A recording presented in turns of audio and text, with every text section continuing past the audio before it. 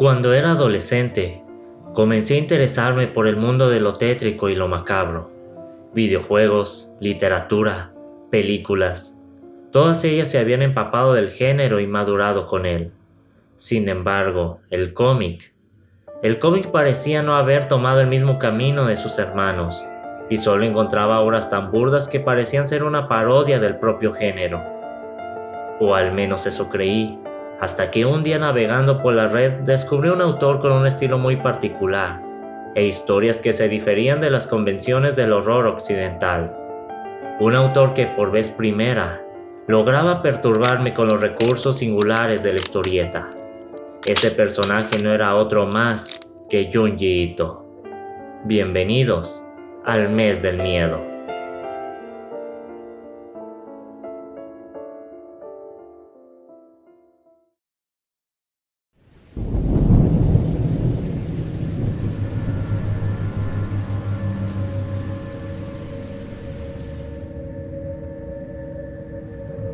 A principios de la década de los 90, un discreto y tímido joven japonés tenía que elegir entre dos caminos que cambiarían el curso de su vida para siempre: continuar su carrera en odontología o dedicarse de lleno a desarrollar su talento como artista manga de horror.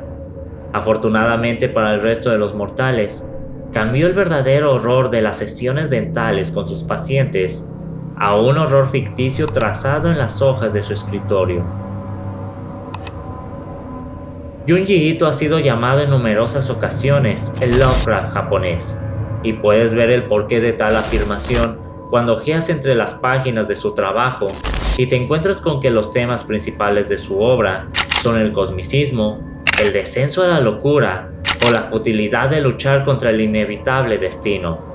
Otras de sus influencias son los paisajes de pesadilla y la fusión mecánico-orgánica del excelentísimo artista H.R. Giger, más conocido por la creación de la icónica criatura de Alien en El octavo pasajero, y también por el genial mangaka, actor y músico Kazuo Umezu, a quien Ito ha reconocido como su escritor favorito, por lo que sus mangas toman prestados elementos del horror de Occidente y los fusiona con los elementos propios del horror japonés, en una amalgama que bien vale la pena revisar.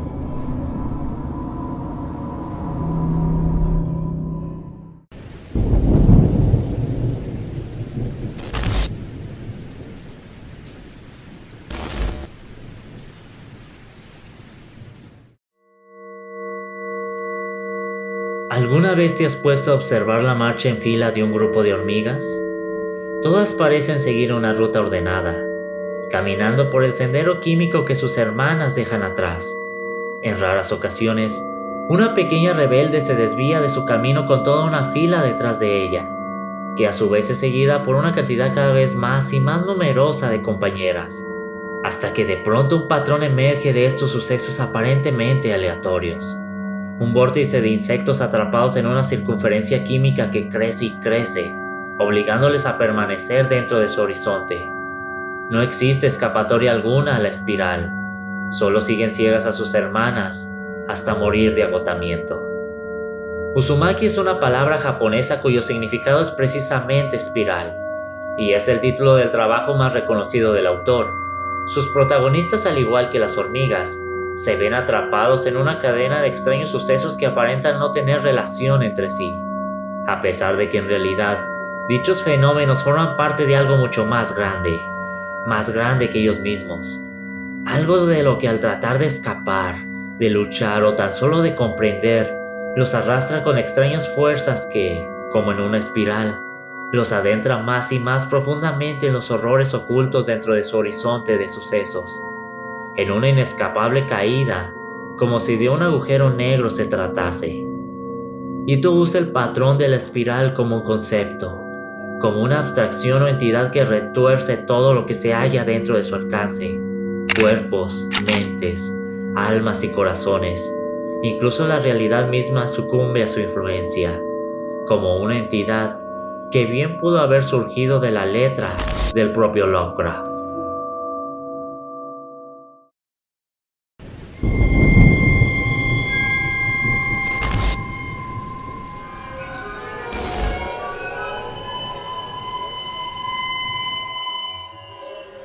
Nuestra mente sabe, a un nivel consciente e instintivo, cuáles son las formas que debe tener una figura humana. Los brazos deben ser más cortos que las piernas. Se debe mantener cierta simetría axial entre nuestra parte derecha e izquierda del cuerpo. Los rostros deben poseer 2 ojos, y un sinfín de características más componen lo que nuestro cerebro reconoce como una persona. El body horror es la distorsión de esos ideales físicos del aspecto humano. Retuerce y arrastra las formas de los seres vivos hacia el reino de lo grotesco y lo visceral. Las figuras familiares se distorsionan en alienígenas abominaciones, en una irreconocible maraña de entrañas y carne que provocan una instintiva repulsión. A lo largo de las viñetas, Ito muestra personajes en un siniestro proceso de metamorfosis, a veces como consecuencia de una enfermedad degenerativa que poco a poco deteriora el aspecto de algún personaje. En otras ocasiones, como una reacción volátil que desencadena una monstruosa transformación. En ambos casos, el aberrante resultado sobrepasa los límites de lo que es biológicamente posible.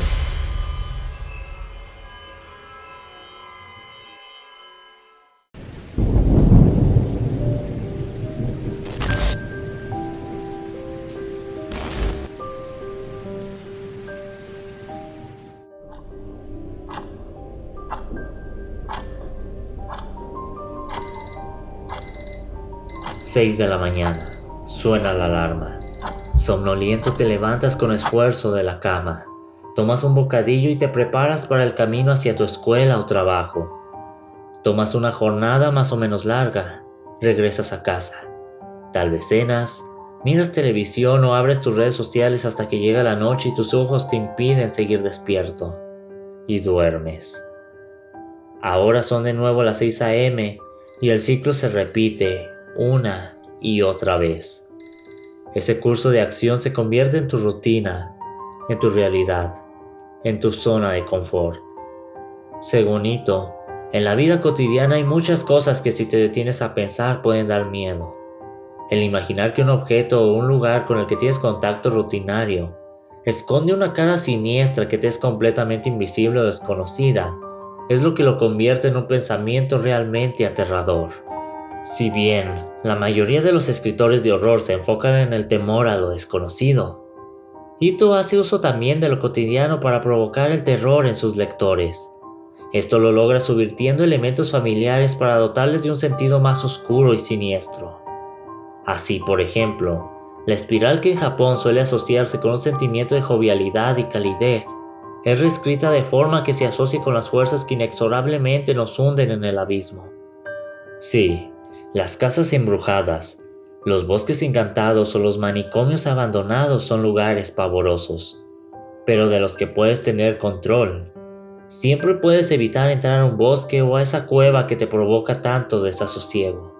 En cambio, si lo que se torna escalofriante es tu propio despacho, tu habitación, los lugares típicos de relajación para ti, si estos se tornan en tu tortura personal, si por ejemplo como en The Human Chair, te enterases que tu sofá guarda un sombrío secreto en su interior, ¿cuál sería tu escapatoria? Ahora, ¿en dónde podrás sentirte seguro?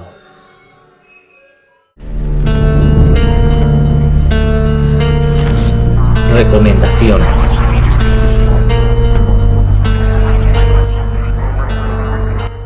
Long Dream o largo sueño.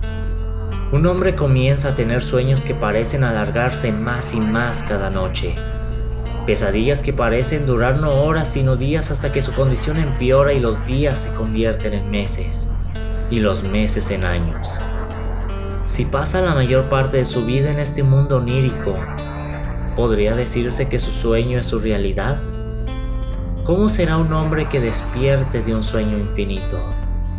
¿Puedes tener una eternidad contenida en un instante? Una de mis historias preferidas. El sentimiento que evoca es más cercano al misterio que al horror, y uno de esos relatos cortos que me han hecho pensar en qué sucedería si algo así realmente pudiera suceder. como en esas simulaciones teóricas en las que una persona podría transferir su mente a una realidad virtual y vivir toda una vida en el lapso de tiempo que en el mundo real sería solo un instante. Pero que eso no te engañe. La corrupción física y mental del paciente de este corto relato son imágenes dignas de pesadilla. Les dejaré el link del videomanga para su lectura y que puedan disfrutarlo como Satán manda, a solas en la oscuridad de su habitación. Uzumaki, mencionada anteriormente en este mismo video, es la obra más popular y cumbre de su autor. Uzumaki es el descenso de un pueblo entero hacia el abismo, un fatídico destino del que ningún habitante, ni siquiera sus protagonistas, pueden escapar. Sucesos extraños comienzan a aparecer y todos tienen relación con la figura espiral.